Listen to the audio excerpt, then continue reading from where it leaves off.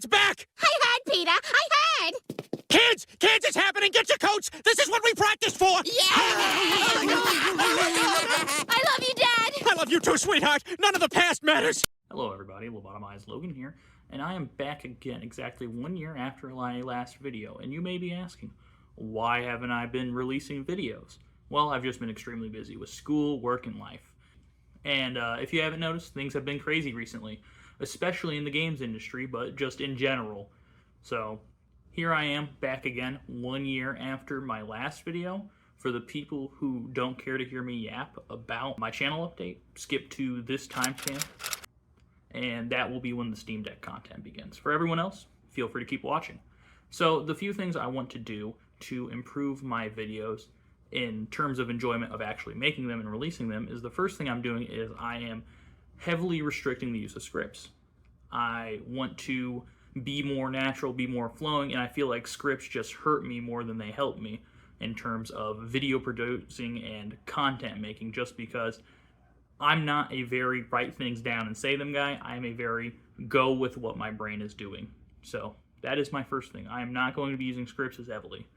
The second thing I'm going to be doing is I'm going to be releasing more shorter videos more frequently. I would rather have a couple 5-minute videos release a week than one like 30-minute video, because I just find it more interesting to do several topics than just one. And then finally, I'm done using DaVinci Resolve. I've had so many issues with that stupid editing app. And you know what? I know people use it. I know it's great. I know this and that about it, but I just don't care. CapCut is much easier to use, and I may be a casual, but I'm going to keep it that way because CapCut is fun to edit with. DaVinci Resolve doesn't recognize my microphone half the time and fights with me on everything I want to do. So I am done using DaVinci Resolve. No reason it needs to use 64 gigabytes of RAM anyway. And let's continue on to our next topic. Getting into my history with the Steam Deck, we have to go back to 2021 when it was announced. I remember I was extremely excited for this, as I'd been following PC handhelds like this since 2015 when we got the vaporware that was the Smock Z, a third-party handheld which shares a lot of similarities to the Steam controller at the time that turned out to be a grift. There is a very good video about it by Stop Drop Retro, which I recommend. Following that, then we have GPD in 2016 to 2021 reiterating and making new handhelds such as the GPD Win 1, 2, Max, and 3, up to that point. And then Aya Neo was also another competitor in the PC handheld scene in 2021 with their original Aya Neo handheld. And I was actually going to get that, but I decided against it because I just wanted some Switch games, and the Ryzen 4500U just wasn't up to par for the performance that I was wanting.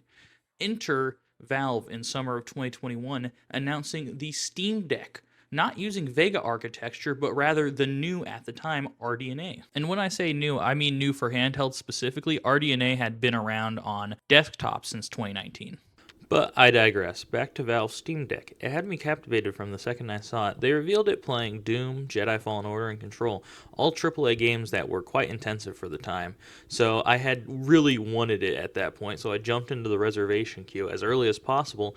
However, I got locked out for too many purchase attempts, which led me to get a Q2 2022 purchase window, and this extremely bummed me as I was extremely excited about purchasing it. But the time passed, and eventually June of 2022 came, and I was able to order it in the final week, and it arrived to me in the first week of July. And the first game I had tried booting up was Yakuza Kiwami 2, and it highlighted the first issue I had with the Steam Deck, which was the screen.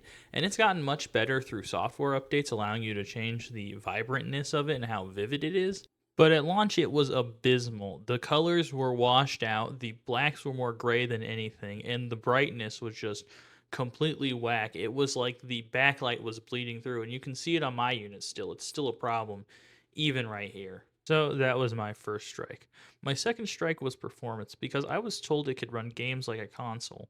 So I expected games like Ghostwire Tokyo and Elden Ring to run better than they did, which put a massive damper on my experience and kind of made me not use it all too much. Now I understand the kind of games that run better on the Steam Deck are indie games like Megabonk, older third-party titles from the 7th generation, and games that were built for the Switch like Shin Megami Tensei 5.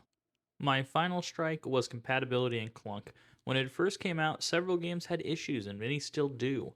A few I specifically remember were GTA 5, which made you sign into a launcher every time, which sucked with a touchscreen and no keyboard. Then I tried the Steam version of Midnight Club 2, which didn't recognize the Steam controller even though it was compatible. And then we have games like Black Ops, which I'm showing right here, which is refusing to load. I had no issues playing zombies earlier, but now the game refuses to boot, and if it does boot, it'll be in a 4:3 aspect ratio and have completely reset my video settings. And it didn't even recognize the Steam controller at first. I had to use the touchscreen to get into the menu and then set the back buttons as arrow keys so that I could navigate it. The A and B buttons were working, but nothing else on the controller was. So all of those issues combined led me to only using it like for 6 months, and then I ended up selling it to my younger brother for about $500. He used it for about a year and a half until it suddenly broke. The battery wasn't turning on or charging, so it sat at my dad's house rotting until I eventually asked him if I could have it because I was going to turn it into a Steam Machine brick. I was going to take out the motherboard and put it in a screenless chassis, which I am so glad I didn't with the way RAM prices are going and with how much they're charging for a Steam Deck right now. It is ridiculous. I'm so glad I didn't Frankenstein this.